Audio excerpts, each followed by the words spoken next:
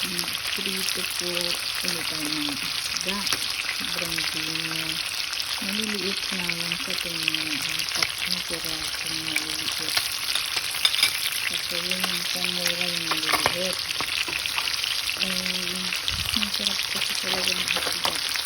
Ngayon, kasi lagi tayong kainin saka mas less ko ng cholesterol ang isda.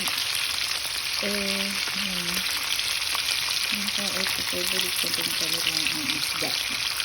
Dati, maliit pa ako, bata pa, pinagpipita ng cover ko ng isda.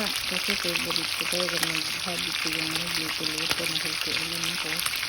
Yan, yung mga mata niyan, walang pag naluto, mga pirata na yan. Kasi pinakain ko po, masarap kasi yung mata, favorite ko yung nakakainin ko ngayon. Kasi sabi masabi ko, nasisbang ko, mga pirata na daw.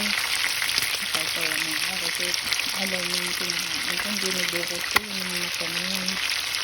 Lalo yung malutong crunchy, ayun ko. Ngayon, hindi pwede kasi kahit gusto kong dukutin, ang pangit na. Kaya hindi ko ang kabukot ng mata.